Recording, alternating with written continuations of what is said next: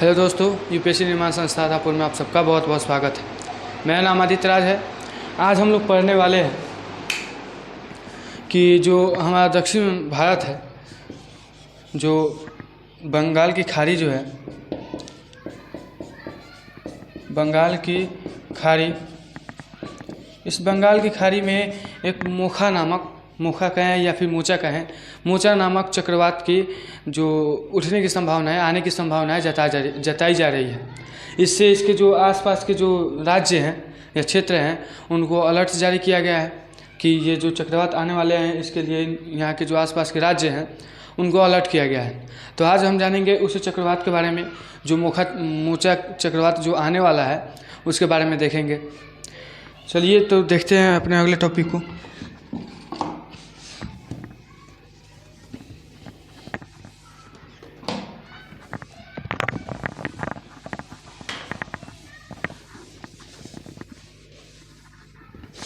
चलिए सबसे पहले हम लोग देखेंगे,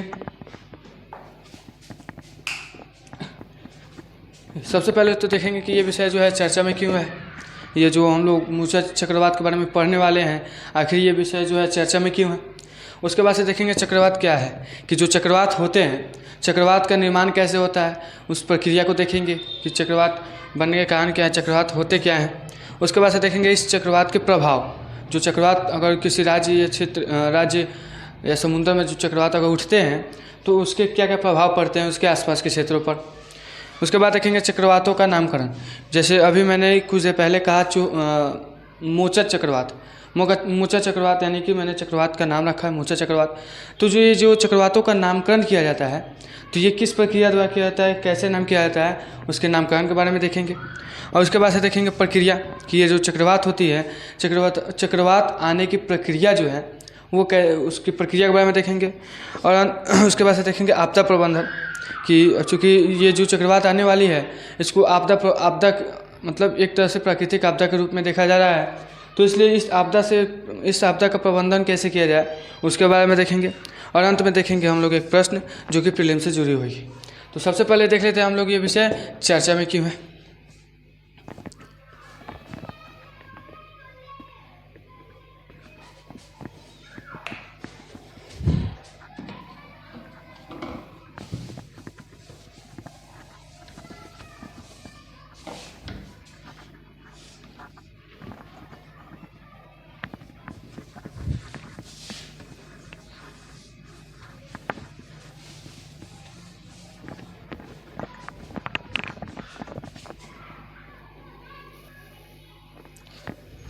चलिए तो देखते हैं कि ये विषय चर्चा में क्यों है। हमारे भारत की जो मौसम वैज्ञानिक संस्थान है, नाम है उसका भारत मौसम विज्ञान विभाग। भारत मौसम विज्ञान विभाग, ये इसने बताया है, ये जो है ये विभाग जो है इसने बताया है कि जो भारत है, भारत के बगल में जो यहाँ पे बंगाल की खाड़ी है, बंगाल की जो खाड़ी है,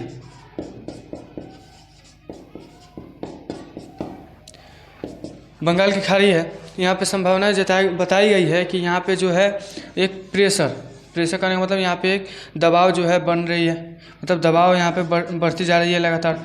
बंगाल की खाड़ी में देखिए तो जो दबाव है, प्रेशर है, डिप्रेशन, वो बढ़ती जा रही है। अब इसे बढ़ती जा रही है तो इससे बताया गया है कि इससे ये जो दबाव है ये एक चक्रवात के रूप में, यानी चक्रवाती तूफान के रूप में बदल सकता है। और चूँकि चक्रवाती तूफान के रूप में बदलेगा तो इससे जो इसके आसपास के जो दक्षिण राज्य हैं, जो भारत के जो दक्षिण राज्य हैं, यहाँ पे वर्षा की संभावनाएं जताई जा रही है, वर्षा की संभावनाएं बताई गई हैं कि अगर ये चक्रवात उड़ता है तो यहाँ पे जो है भारी बरसात की जो है संभावनाएं बताई गई है। ये जो चक्रवात उठ रहा है इसका नामकरण किया गया है मोखा, इंग्लिश में इसको लिखे हैं तो MOCHA, मोखा। तो ये जो मोखा चक्रवात है, इसे बताया गया है कि बंगाल के खाड़ी में लगातार दबाव बढ़ रहा है, जिससे यहाँ पे मोखा चक्रवात आने की संभावना है। और इसे दक्षिण राज्य में बारिश की भी संभावना बताई गई है। बताया गया है कि जो ये दबाव उठ रहा है तो इससे दक्षिण राज्य में तो मध्यम वर्षा होगी, क्योंकि थोड़ा सा दूर है, इसलिए यहाँ पे तो मध्यम वर्षा की बात कही गई है। लेकिन यहाँ यहीं के जो भारत के अधीन जो अंडमान निकोबार है, जो द्वीप समूह है अंडमान निकोबार, अंडमान निकोबार, यहाँ पे बताया गया है कि भारी से भी भारी वर्षा होने वाली है, यानी कि काफ़ी भारी मात्रा में यहाँ पे वर्षा होने वाली है, बहुत ही खतरनाक वर्षा होने वाली है। इसके लिए जो भारत मौसम विज्ञान विभाग जो है इसने अलर्ट जारी किया है। तो इसी को लेकर के यहाँ पे जो हमने मोखा चक्रवात की चर्चा की, चक्रवात की बात आने पर हमने मतलब कि यही इसी कारण जो है चक्रवात की बात फिर से चर्चा में रही, और इसी के कारण हम लोग पढ़ेंगे आज चक्रवात के पूरे बायोडाटा के बारे में। तो चलिए सब यहाँ पे बताई गई है, सॉरी यहाँ पे जो है मोखा आने जो चक्रवात आ रही है इसकी बताई गई है कि ये 9 मई से 12 मई तक, 9 मई से 12 मई के बीच जो है वर्षा की संभावनाएं बताई जा रही है दक्षिण राज्य में और अंडमान निकोबार समूह में। तो बढ़ते हैं अपने अगले टॉपिक की तरफ। चलिए अब देखते हैं हम लोग कि जो चक्रवात होती है, जो चक्रवात बनती है वो कैसे बनती है।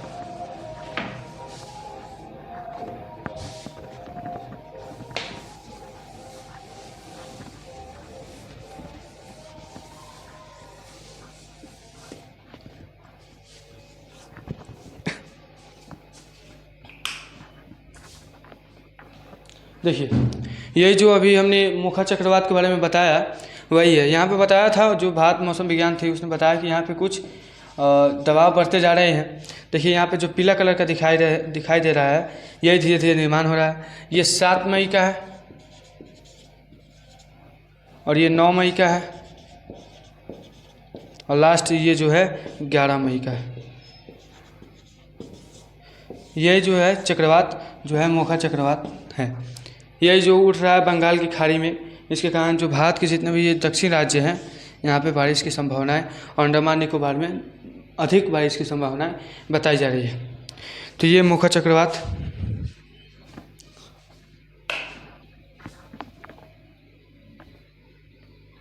चलिए अब देख लेते हैं कि जो चक्रवात है चक्रवात बनता कैसे है।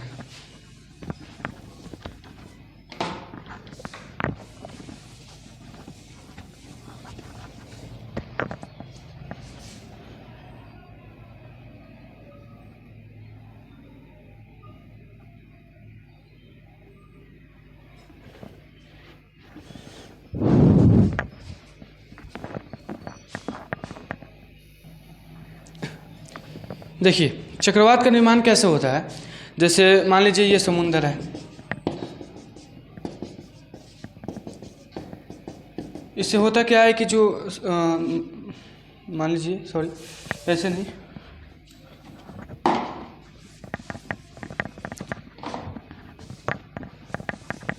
चलिए मान लीजिए ये पृथ्वी है और ये विषुवत रेखा है।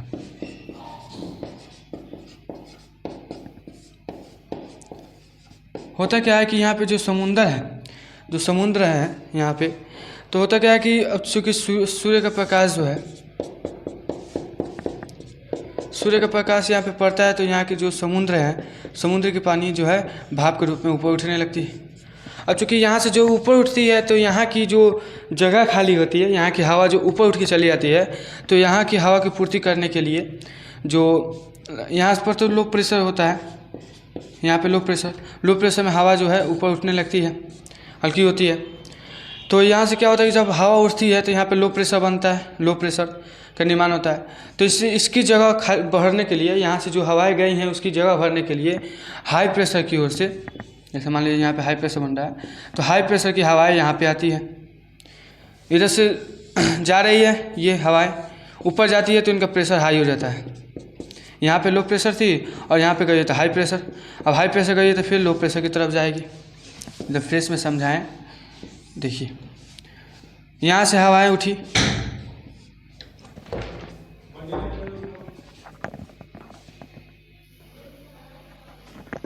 देखिए यहाँ पे होता क्या है, इसको इस तरह ना समझा करके अगर हम एक लाइन के माध्यम से समझाएं। देखिए मान लीजिए ये पृथ्वी है, यहाँ पे मान लीजिए अगर लो प्रेशर बन रहा है, यहाँ पे हाई प्रेशर बन रहा है। देखिए होता क्या है कि जब लो प्रेशर यहाँ से जो हवाएं उठती है, अब सूरज की रोशनी, मान लीजिए ये सूरज है, यहाँ सूरज की रोशनी पड़ेगी तो यहाँ से हवाएं जो हैं वाष्प के रूप में गर्म होकर हवाएं ऊपर जाएंगी, तो यहाँ पे लो प्रेशर का निर्माण होगा। अब लो प्रेशर का निर्माण होगा, यहाँ से हवाएं जाएंगी और जाएंगी तो यहाँ पर जाकर के हाई प्रेशर में, यानी हवा जाकर यहाँ पे ठंडी, और यहाँ से तो गर्म थी तो ऊपर चली गई है, फिर जाकर ऊपर ठंडी होंगी तो फिर इनका दबाव बढ़ जाएगा, यानी हाई प्रेशर में बदल जाएंगी। तो फिर क्या होगा कि हाई प्रेशर की तरफ से फिर लो तरफ की ओर आएंगी, फिर यहाँ से गर्म हवाएं होंगी तो ऊपर जाएंगी, फिर ऊपर जाकर के अगर भारी हो जाएगी यानी कि हाई प्रेशर हो जाएगी तो फिर नीचे आएगी। इसी तरह होता क्या है कि एक साइकिल का निर्माण होता है, एक चक्र का निर्माण होता है, जिससे जो हवा है, हवाओं का जो आकार है ऐसे बन जाता है, ऐसे बन जाता है, जिसे हम लोग चक्रवात कहते हैं। जो हवाएं हैं वो उच्च प्रेशर मतलब कि उच्च दबाव से निम्न दबाव की तरफ हवाएं जो आती है, इस तरह एक साइकिल का निर्माण होता है, एक चक्र का निर्माण होता है, जिसे चक्रवात कहते हैं। अब इसी से होता क्या है कि हवाओं के माध्यम से इससे बारिश होती है। अब माने कब कि ये चक्रवात कैसे है, इसकी जो व्यास है, ये जो व्यास है ये कम से कम 1000 किलोमीटर होनी चाहिए। इसकी जो व्यास है वो कम से कम 1000 किलोमीटर होनी चाहिए, और इसकी जो घूमने की गति है, जो घूम रही है, इसकी घूमने की गति कम से कम 118 किलोमीटर पर आवर होनी चाहिए, यानी कि 1 घंटे में 118 किलोमीटर की स्पीड से चलनी चाहिए। 118 किलोमीटर पर घंटा की तरह चक्कर लगानी चाहिए। और इसकी जो मोटाई है, ये जो हमने बताया जो अभी मोटाई है, इसकी मोटाई कम से कम 10 से 15 किलोमीटर होनी चाहिए, तब जाकर मानेंगे हम कि ये जो है चक्रवात है। ये चक्रवात की पहचान करने की कुछ आंकड़े हैं, यानी कि इसके जो व्यास है, व्यास 1000 किलोमीटर होनी चाहिए। इसकी जो स्पीड है यानी चाल कहें तो इसकी जो चाल है वो 118 किलोमीटर पर घंटे होनी चाहिए। और इसकी जो मोटाई है, चक्रवात की जो मोटाई है, मोटाई कम से कम 10 से 15 किलोमीटर होनी चाहिए। तो ये थी पूरे जो चक्रवात होती हैं, चक्रवात का निर्माण कैसे होता है उसके बारे में हमने देखा कि ये चक्रवात का निर्माण कैसे होता है। अब हम लोग देखते हैं कि जो चक्रवात, जैसे हमने बताया कि मुखा चक्रवात, तो इन चक्रवातों का नामकरण कैसे किया जाता है।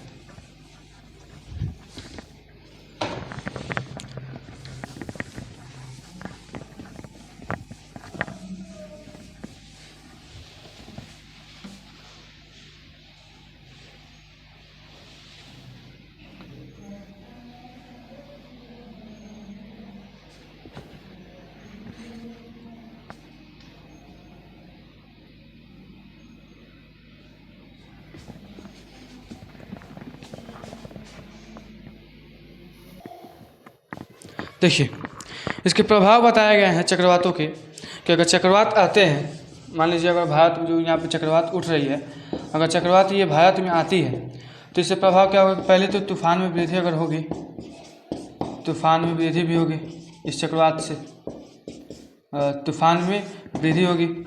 तूफान में वृद्धि के साथ साथ बाढ़ की भी जो है संभावनाएं बढ़ेगी।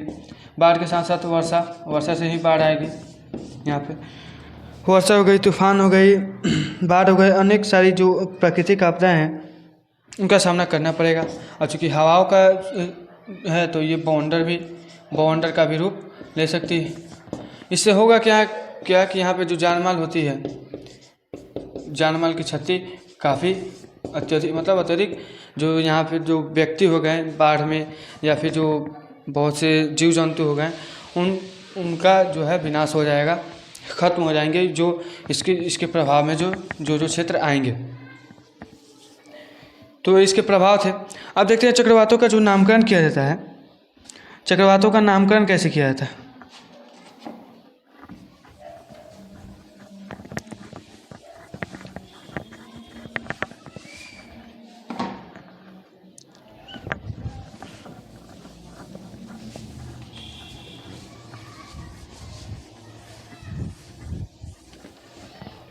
देखिए, इसके लिए दो संगठन बनाए गए हैं। एक का नाम है क्षेत्रीय विशेष मौसम विज्ञान केंद्र, एक ये है, और दूसरा जो बनाया गया है वो है उष्णकटिबंधीय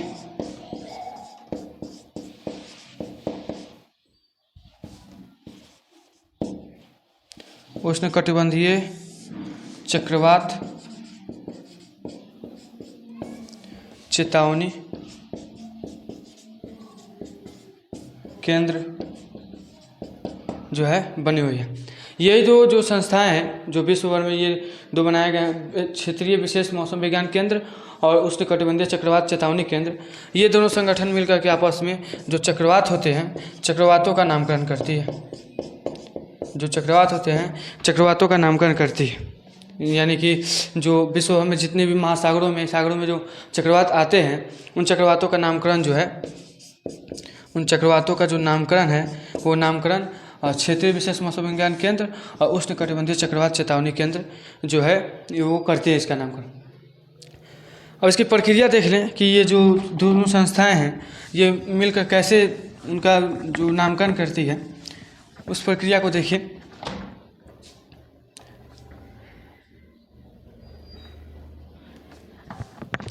चलिए, जो अभी हमने बताया क्षेत्रीय विशेष मौसम विज्ञान केंद्र, वो पूरे विश्व भर में देखा जाए तो छः हैं। उसे शॉर्टकट में कहें तो RSMC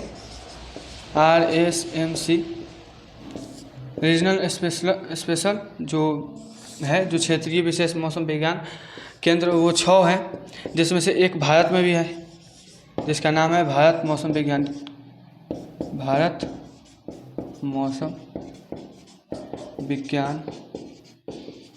विभाग जो है, ये भारत एक इसी में से है। बाकी जो 5 हैं विश्व में अन्य क्षेत्र जगहों पर हैं। तो इसके नामकरण करने की प्रक्रिया क्या होती है कि इसके द्वारा जो प्रक्रिया बनाई गई है और प्रक्रियाओं के द्वारा इनका पालन किया जाता है विभिन्न देशों के द्वारा, और उन्हीं मतलब जो प्रक्रियाएँ कराई जाती है, जो जैसे चक्रवातों का नामकरण करना है तो इसके जो आसपास के जो देश होते हैं, इसके आसपास पहले तो ये जो हमने जो संस्थाएं बताई, इसमें जो होता है जो क्षेत्रीय विशेष मौसम विज्ञान केंद्र और उष्णकटिबंधीय चक्रवात चेतावनी केंद्र जो है वो मिलकर क्या करती है कि पहले जांच करती है चारों तरफ चक्रवात की, और चक्रवात की जांच करने के बाद से जो उसके आसपास के जो क्षेत्र जो देश रहते हैं उन सभी देशों को सलाह भी देती है, यानी कि अलर्ट जारी करती है सभी देशों में कि मतलब जो चक्रवात आती है, चक्रवात आने की जो अलर्ट जारी करती है सभी देशों में आसपास की। अब इसमें होता क्या है, इसके नामकरण प्रक्रिया के दौरान होता क्या है कि जो यहाँ के जो देश हैं, आसपास के देश भी, जैसे मान लीजिए अभी आने वाली जो बंगाल की खाड़ी में है, तो इसके आसपास के जो क्षेत्र हैं, जितने भी जो देश हैं, जैसे में देखिए देशों का नाम देखिए,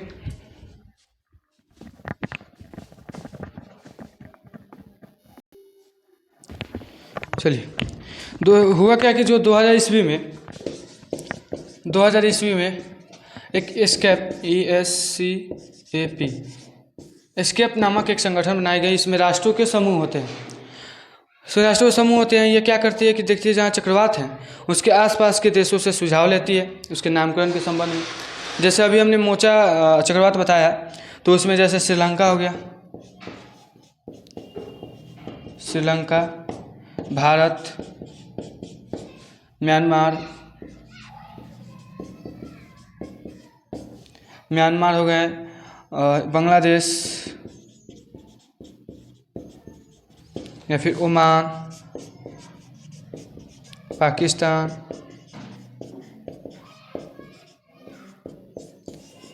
मालदीव, ये जितने भी देश हैं जो अभी जिनका नाम मैंने बताया अभी, ये जितने भी देश हैं, जैसे थाईलैंड भी है इसमें, थाईलैंड, इन्होंने क्या किया कि इन्होंने मिल करके पारापारी करके एक एक करके इन्होंने सब कोई एक एक करके इन्होंने अपना सुझाव दिया और इन सभी को सुझाव को लेकर के अंतिम रूप से जो एस्केप जो एक संस्था है, संगठन है, इसने अंतिम रूप से जो चक्रवात आने वाले हैं उसका नामकरण जो है मोर्चा किया।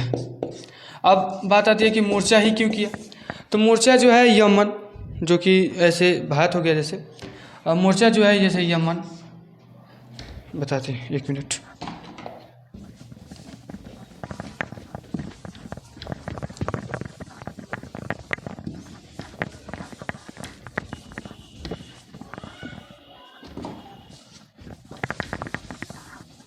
चलिए, मोर्चा ही नाम इसका क्यों पड़ा, क्योंकि ये भारत हो गया, यहाँ पे है सऊदी अरबिया, इधर है सऊदी अरब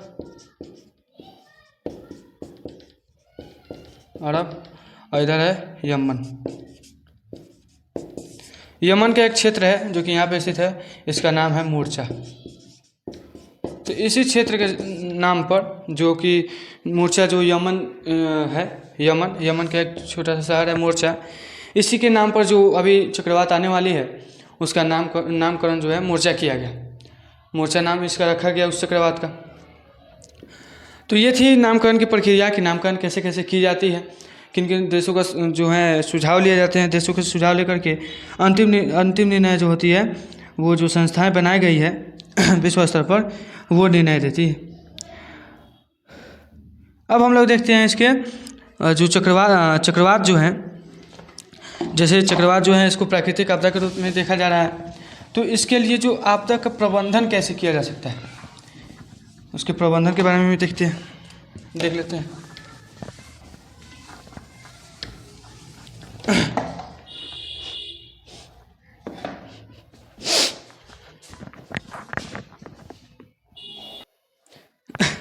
देखिए, ये जो आपदा है, जो चक्रवात जो आपदा आने वाली है, इसका प्रबंधन करने के लिए, यानी आपदा प्रबंधन इसका करने के लिए जो मौसम कार्यालय है उसने मौसम कार्यालय ने जो समुद्रों में जो इधर बंगाल की खाड़ी में जो मछुआरे पकड़ने जाते हैं मछुआरे को चेतावनी दी है कि 9 से 12 मई तक इस बंगाल की खाड़ी में ना जाए, उसके नज़दीक ना जाए, क्योंकि 9 से 12 मई के बीच कम से कम 45 से 50 किलोमीटर प्रति घंटे, यानी 45 से 50 किलोमीटर पर आवर की स्पीड से तेज़ हवाएं चलेंगी और बारिश होंगी। तो 9 से 12 मई तक वहाँ के मछुआरों को चेतावनी दी गई है। और इसके साथ ही साथ जो यहाँ के जो क्षेत्र हैं, जैसे अभी हमने बताया कि अंडमान निकोबार में काफ़ी तेज़ वर्षा आने वाली है, तो अंडमान निकोबार में जो पर्यटन होती है, जो अंडमान निकोबार में जो पर्यटन और अपतटीय जो, जैसे यहाँ के लोग, विदेशी लोग जाते हैं यहाँ पे घूमने पर्यटन, तो यहाँ के जो पर्यटन स्थल है, पर्यटन स्थलों को अभी नियमन किया जाए पर्यटन स्थलों का, यानी कंट्रोल किया जाए, ताकि यहाँ पे कोई विदेशी ना आए, क्योंकि अभी चक्रवात की संभावना बताई जा रही है, तो यहीं से होकर गुजरेगी और काफ़ी तेज़ वर्षा के साथ ही गुजरेगी, तो खतरा ना हो जाए, इसलिए यहाँ पर जो पर्यटन जो कि बाहर से देखने आते हैं यहाँ के लोग तो पर्यटन स्थल को नियंत्रित किया जाए। और जो चक्रवात है इसके बताया गया था कि 9 मई तक जो हमारे भारत के पूर्वी तट तक पहुंच जाएगी 9 मई। तो ये थी प्रबंधन कि मछुआरे को चेतावनी दी गई कि बंगाल की खाड़ी में न जाए, और उसके साथ ही साथ जो यहाँ के अपतटीय और पर्यटन जो कार्यक्रम है, उनको अभी उन पर नियंत्रित किया गया है, उनको रोका गया है कि चक्रवात के प्रभाव में ये ना आए। तो ये थी उसकी प्रबंधन, जो चक्रवात आने वाली है मोर्चा नामक चक्रवात, उसके प्रबंधन के बारे में कि उससे बचाव कैसे किया जा सकता है। चलिए, इसी के साथ ही सब टॉपिक खत्म होती है। अब इस विषय से संबंधित हम एक प्रश्न देख लेते हैं।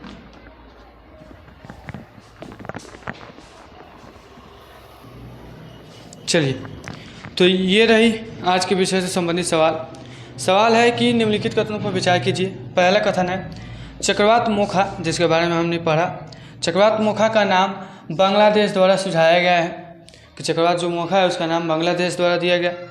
या फिर जो मोखा है, दूसरा कथन है कि मोखा अरब की खाड़ी से निर्मित हुई चक्रवातीय प्रणाली है। ऑप्शन है बताना है इसमें से कौन सा कथन सही है। ऑप्शन ए केवल एक, ऑप्शन बी केवल दो, ऑप्शन सी एक और दो दोनों, ऑप्शन डी न तो एक और न ही दोनों। आशा है कि मेरे द्वारा पढ़ाए गए इस वीडियो में जो तथ्य बताए मैंने, उन तथ्यों के माध्यम से आप इस सवाल का जवाब देने में, इस सवाल को के समाधान करने में जो है सक्षम होंगे। तो इसी के साथ हम लोग की टॉपिक समाप्त होती है। मिलते हैं अगले टॉपिक के साथ। जो पढ़ाया अभी हमने टॉपिक, वो टॉपिक जो है इसी प्रश्न के साथ खत्म हुई जो हमने चक्रवात के बारे में पढ़ाया। इसी टॉपिक के साथ हम लोग की टॉपिक खत्म होती है और मिलते हैं जल्दी अगले टॉपिक के साथ। तब तक हंसते रहिए, हंसाते रहिए और पढ़ते रहिए, पढ़ाते रहिए। धन्यवाद।